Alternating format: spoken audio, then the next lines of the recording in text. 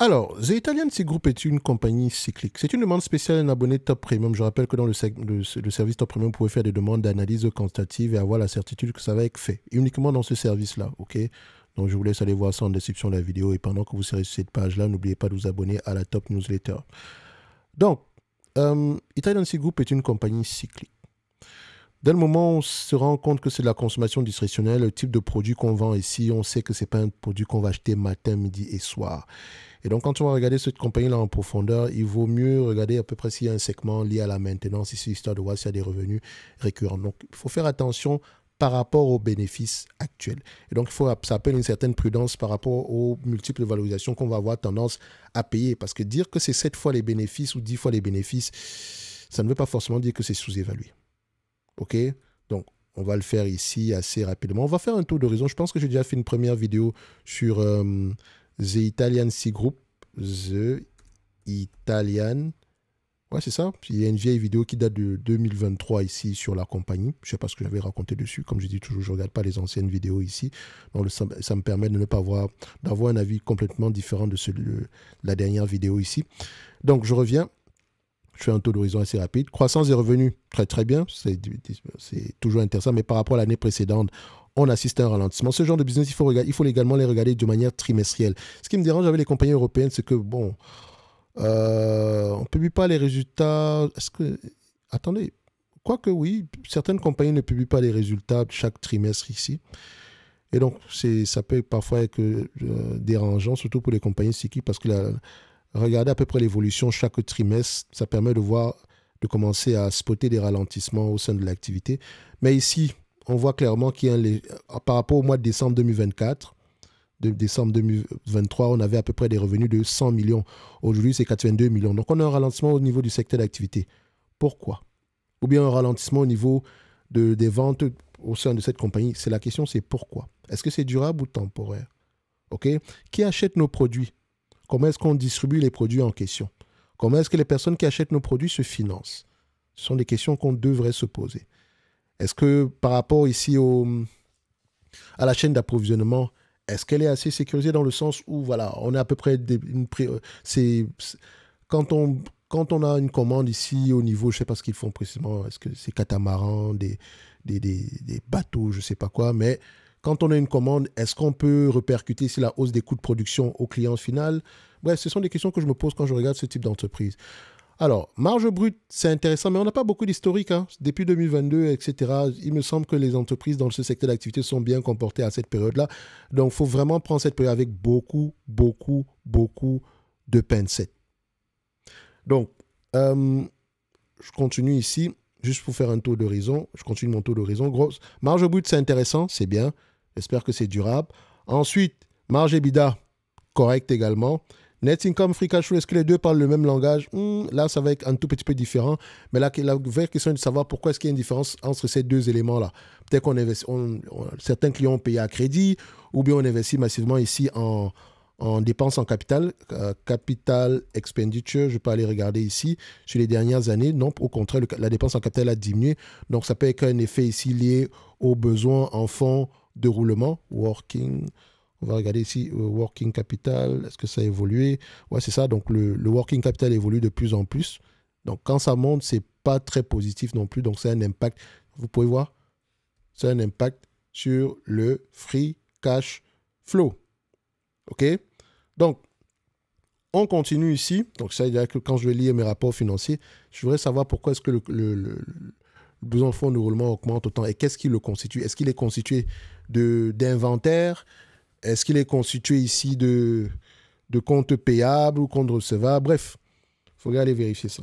En tout cas, du point de vue dette nette, ce genre d'entreprise doit avoir très peu de dettes, pour ne pas dire aucune. On va se dire ici qu'il n'y a presque pas de dette. Quand on regarde les informations ici, dette nette sur EBITDA, dernier trimestre, c'est 12,51.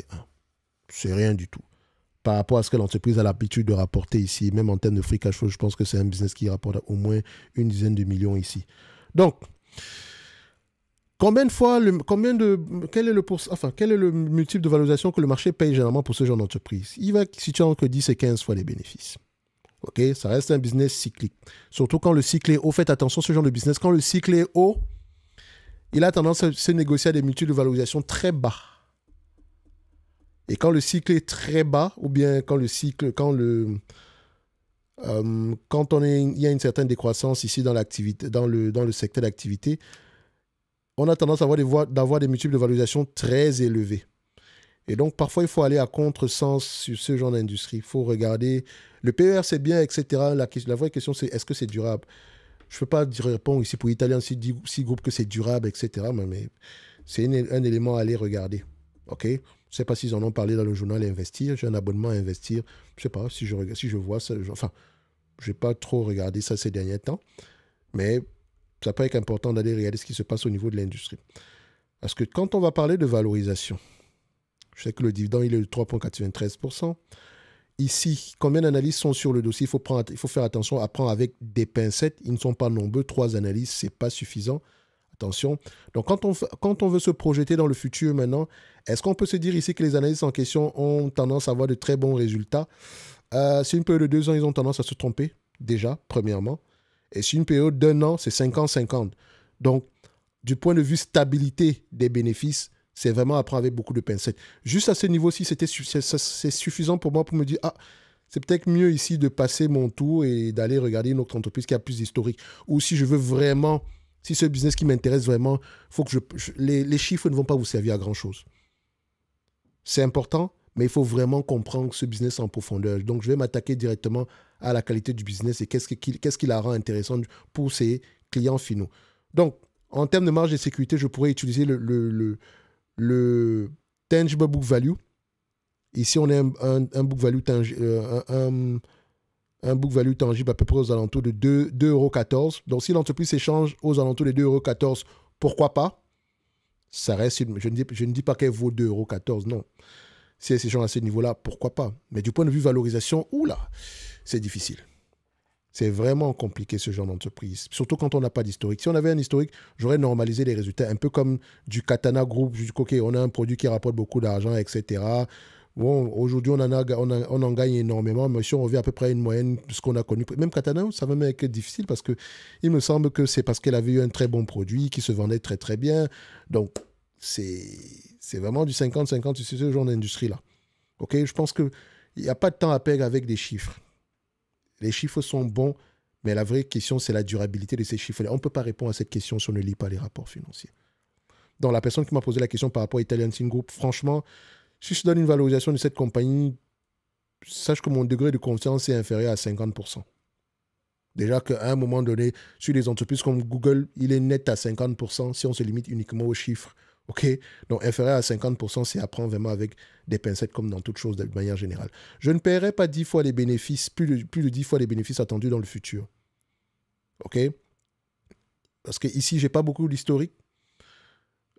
Deuxièmement, ils ont tendance à ne pas faire de bonnes prévisions. Et troisièmement, ici, c'est un business ici quand même ce sont des produits, c'est la vente, ce sont des produits discrétionnaires ici. Donc, ce n'est pas comme si on en achète tous les matins ici. Donc, il faut vraiment être très, très prudent avec ce genre de dossier. Donc, si je veux dire ici qu'Italian Sea Group, je ne paierai pas plus de 10 fois les bénéfices et que je me projette un tout petit peu par rapport aux bénéfices nets attendus en 2026, tout en sachant que sur une période de 2 ans, ils ont tendance à se tromper, bah, je ne paierai pas plus de 12,64 €. Donc, au prix actuel, on se dit, ah, c'est sous-évalué. Mais franchement, reste prudent. Moi, je pourrais même te dire, regarde, laisse cette compagnie sur les lignes de côté, laisse-la mûrir tranquillement, quitte à rater une opportunité, ce n'est pas plus grave que ça. Et concentre-toi au moins sur une entreprise qui a au moins 10 ans d'historique en termes de bénéfices. Et surtout une entreprise qui a déjà traversé des périodes difficiles. Donc, je ne dis pas que Italian Sea Group existe uniquement depuis 2020. Non, ce n'est pas ça que je suis en train de dire. C'est que pour mieux l'analyser, il faut retourner, il faut prendre les documents financiers d'avant 2020 et essayer de recoller les morceaux, se faire une idée générale, une carte mentale ici de l'évolution de ces bénéfices-là. D'accord?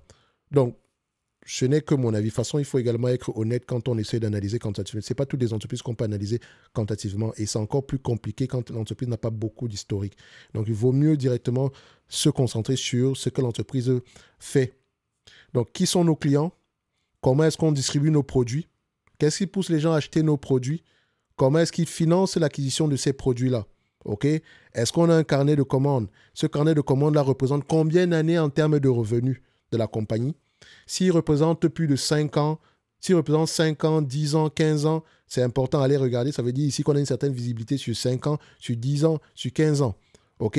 Donc, ça m'étonnerait qu'il soit à peu près plus que 5 ans et qu'on a à peu près une visibilité à plus de 5 ans. Mais voilà, ce sont des éléments à aller regarder ici. OK? Donc, pour le point de vue évaluation, je le fais comme ça. Franchement, ça sera au doigt mouillé. Et comme j'ai dit, mon degré de confiance est en dessous de 50% ici. Je ne paierai pas plus de 12,60 € pour cette compagnie. OK? Si je fais une normalisation des résultats ici, je pourrais même te dire pas plus que 10 €. Donc, le prix actuel peut être intéressant, mais tout dépend de la pérennité, la durabilité des bénéfices nets actuels. Parce que si on sort d'une période assez faste et qu'on amorce ici une période de ralentissement, bah, les bénéfices attendus ici pour 2025 seront peut-être 2 fois moins élevés ou bien 3 fois moins élevés. Tu vois? Donc, il faut être très prudent ici. OK? Donc, désolé de ne pas avoir la réponse exacte, mais j'essaie de donner le maximum d'informations ici afin que ça puisse être facile pour toi de te faire un avis quantitatif sur ce genre d'entreprise. Donc, moi, très souvent, quand je me heurte à ce genre de choses-là, je vais aller directement au niveau des rapports financiers et je ferai les chiffres ici. Voilà, je ne vais pas avoir tendance ici à accorder beaucoup d'importance sur les chiffres, enfin, l'historique des chiffres qu'on a ici, parce qu'il n'est pas assez consistant selon moi. OK? Bref, un like, un abonnement, un commentaire, ça fait toujours plaisir. OK? Et on se donne rendez-vous sur la prochaine vidéo. N'oubliez pas, si vous également voulez rejoindre le service Top Premium, en description de la vidéo, vous pouvez pas vous rejoignez, vous cliquez sur le lien ici. Comment on appelle ça? Si vous avez des questions sur la page en question, vous aurez la possibilité d'envoyer vos questions ici. Il y a une sorte ici de pop-up comme celui-ci. Vous voyez? Comme ça. Vous cliquez dessus, vous mettez votre adresse courriel, vous me posez vos questions. Pourquoi est-ce que vous mettez l'adresse courriel? Pourquoi est-ce que mettre l'adresse courriel, c'est important? Parce que ça me permet ici de vous rejoindre directement si je dois vous répondre. Ou bien abonnez-vous à la newsletter et posez la question ensuite. Là, j'aurai les informations nécessaires. Parce que si vous m'envoyez la question sans être abonné à la newsletter, en fait, ce qui va se passer, c'est que ça va créer un nom fictif. Et il va falloir absolument que je sois connecté le jour où vous avez posé cette question pour que je puisse pour que vous puissiez recevoir la réponse. Pourtant, si vous êtes abonné à la newsletter, une fois que vous posez la question, si je réponds, enfin, quand je vais répondre, vous allez recevoir la notification directement. Bref, voilà.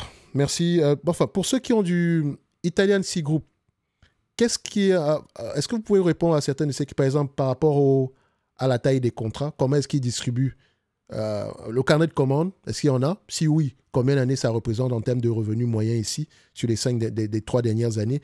Ensuite, comment est-ce qu'on distribue ces produits-là? Et voilà, toute information que vous pourrez juger pertinent ici, parce que comme je l'ai dit, ceci est un journal, je parle de l'entreprise ici, mais toutes les réponses qui vont suivre doivent nous aider à mieux comprendre le business en question. Je sais que c'est une entreprise qui revient très souvent ici, mais il faut faire attention aux bénéfices nets actuels. Faites pas comme... Parce que ça me rappelle une entité nord-américaine qui est MBUU, Malibu Boats, qui est la plus historique, mais également sort d'une période faste. Donc, normaliser les résultats ici. Et voilà, je pense que cette compétition normalise les résultats, on va se rendre compte que l'entreprise au prix actuel est correctement évaluée sans prendre en considération la croissance. Bref, peut-être qu'on en parlera un autre jour ici. Un like, un abonnement, un commentaire, ça fait toujours plaisir, les amis. Et bienvenue à tous ceux qui nous ont rejoints dans la Top Newsletter ainsi que dans le service Top Premium.